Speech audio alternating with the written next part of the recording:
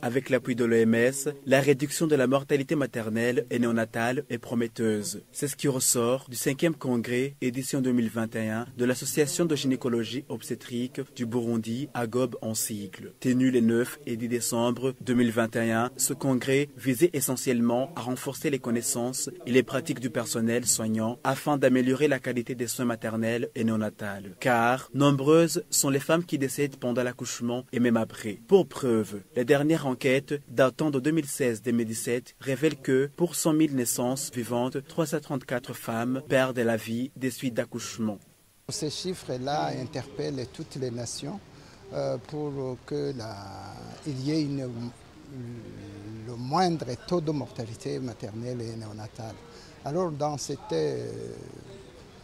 cette optique, l'OMS élabore certaines directives ou certaines recommandations qui ont déjà montré des effets positifs dans la réduction de la mortalité maternelle. L'objectif principal, c'est que ces directives soient partagées entre les personnels et à partir des hôpitaux nationaux, les hôpitaux régionaux et les hôpitaux de district pour que ces pratiques soient harmonisées et dans le but principal de réduire les décès au cours de la grossesse. Sous le thème « La dissémination des directives de l'OMS dans une approche de l'amélioration de la qualité des soins maternels et néonatales pour la réduction de la mortalité maternelle et néonatale », ce congrès a permis aux médecins gynéco-obstétriciens d'évoquer certaines causes de la mortalité maternelle et néonatale, notamment l'hémorragie sévère après l'accouchement, les infections au cours de l'accouchement, l'hypertension durant la grossesse et l'avortement pratiqué dans les mauvaises conditions de sécurité. Au sein du ministère en charge de la santé publique, la santé maternelle reste une préoccupation majeure. Au Burundi, la santé maternelle et néonatale reste une préoccupation majeure du fait que la mortalité maternelle, néonatale et infanto-juvénile reste toujours très élevée par rapport aux cibles fixées par les objectifs de développement durable, avec un ratio de 334 décès maternels pour 100 000 naissances vivantes et un taux de mortalité néonatale de 23 pour 1000 naissances vivantes et celui de la mortalité infanto-juvénile qui est de 78% pour 1000 nouveau-nés. Ces taux de décès élevés sont enregistrés suite aux complications liées à la grossesse, à l'accouchement et celles liées au post-partum, mais également à un très faible recours à la contraception. À cela s'ajoute la qualité de l'offre de services fournie par les prestataires sanitaires vis-à-vis des sollicitations des patientes enceintes prêtes à accoucher.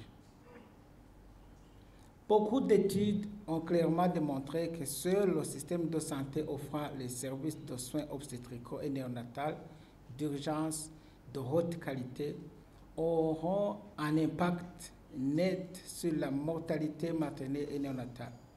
Le 5e congrès de la GOB a été meublé par d'enrichissants exposés par d'éminents chercheurs. Certains de ces exposés ont porté sur les nouvelles directives de l'OMS, notamment celles liées à l'accouchement et à l'interruption sécurisée de la grossesse et les soins après avortement, ainsi que les interventions d'auto-soins pour la santé sexuelle et reproductive, sans oublier le dépistage et le traitement du cancer du col de l'utérus. Dr Eugénie Niane, responsable du programme santé maternelle et reproductive au bureau de l'OMS Burundi, a demandé à tous les médecins pédiatres et gynécologues de se donner la main en travaillant ensemble pour éliminer les décès maternels et infantiles. Chers collègues gynécologues, chers collègues pédiatres, vous l'avez entendu, c'est un couple, c'est la mère et le nouveau-né.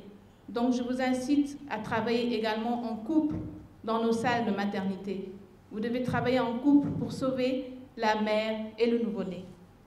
Alors que cette conférence soit une opportunité de partager les connaissances pour améliorer la qualité des soins maternels et néonatales au Burundi et de proposer une feuille de route pour accélérer la réduction de la mortalité maternelle et néonatale au Burundi. Ensemble, nous devons travailler main dans la main et ne pas baisser les bras. Les décès maternels et néonatals évitables doivent être éliminés partout, y compris au Burundi. Aucune femme, aucun nouveau-né ne devrait mourir et aucune femme ne devrait mourir en donnant la vie.